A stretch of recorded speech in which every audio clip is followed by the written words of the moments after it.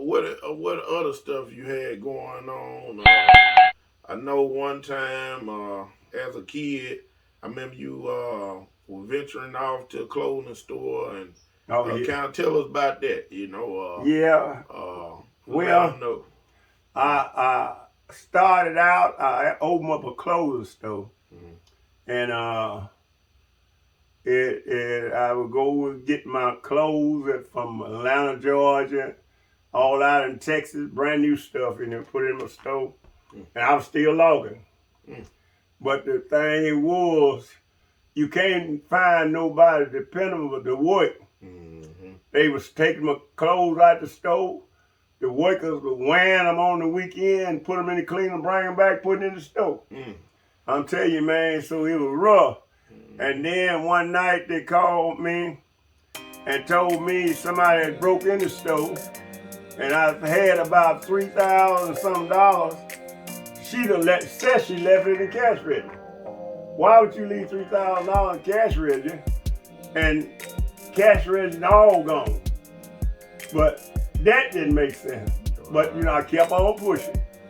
Yeah, and I moved it from down south. I moved it to Boulder. Yeah, I think it was Mount Olive. Mount Olive, yeah. I moved from Mount Olive back to Boulder, Mississippi.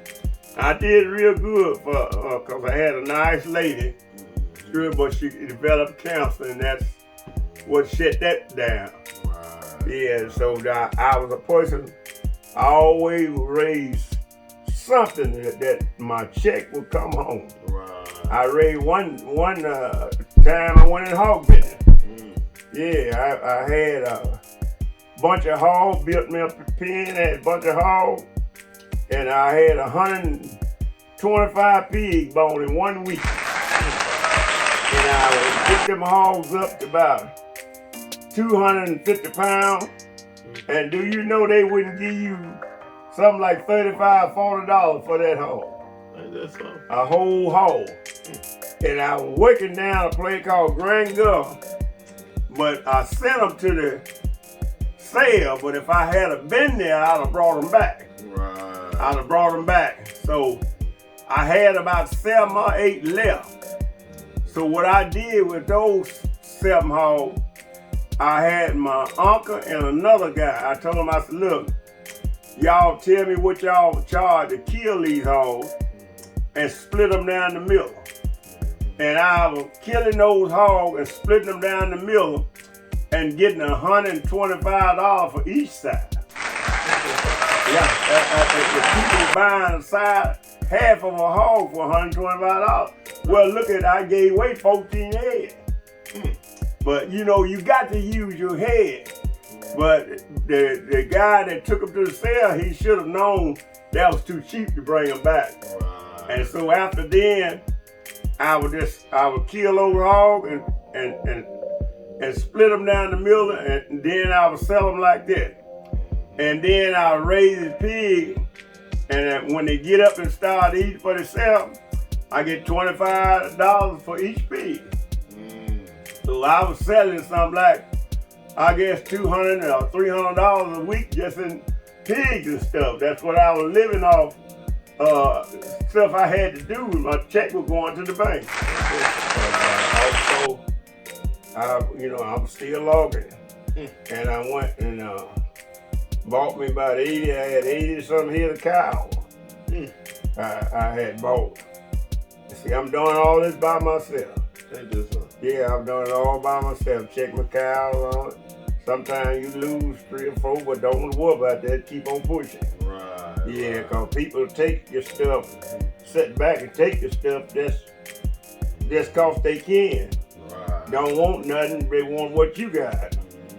And so I started selling kids off of my cows, brought me good money and everything. It was enough, the kids, they took care of themselves. They bought the hay for themselves and all of that. But, I began to get sick, and it got to the place where I couldn't keep them. Because, my kidneys and things fell on me. Right. And that shut me down. Right. And I was in the hospital and didn't have nobody to see them, see.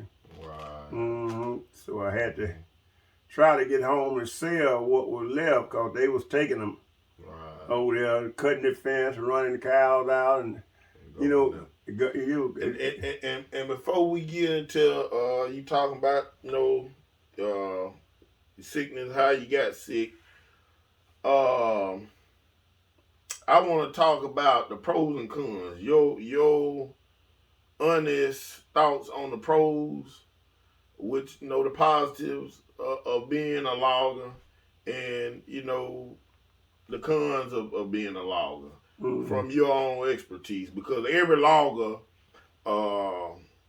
he suffers with some kind of pros and cons of being a logger, but not only a logger but being an entrepreneur. But to be a legendary logger, it's almost impossible not to have no situations with your time and all that. But I want you to talk about that, your 40 plus years of logging. Give your expertise on that. Well, logging is a good job if you got to want to do it. It's hard work. It's very hard work. And I did it for about 40-some years. And people was coming in. They'd come in, start logging, buy all this equipment and stuff, and next month or two, they gone. Wow. And they would always tell me, once you get you a new this, a new that. But I said, well, I'm doing all right with what I got. And one guy came up to me, he had bought new trucks, 2 new skidders, and 2 new dozers. And he ain't stayed in business 3 months. He couldn't do it. Yeah, he couldn't do it. But I was still there. When he left, I was still coming along. I was one of the first that went into cutting long wood. Because the man that was buying the short wood was making the money. So I started cutting long wood, taking it to the mill and get that millman out of there. And so I was one of the first that saw that vision. And we had a meeting over there at International Paper Company, and the man stood up and told me, said, TJ was one of the first saw this vision. And said, so now the vision he saw, look, that's the one we going to, long wood. And so I started cutting long wood, and I did it up until I couldn't. Yeah, I cutting long wood, and people talk about you. Yeah, they talk about me bad, man. But I didn't care. I was steady going on. Steady going forward. And then show you how they is. They sat back and watched me for a whole year. And I was still making it then. You know anything? All of them got long trucks and started following me.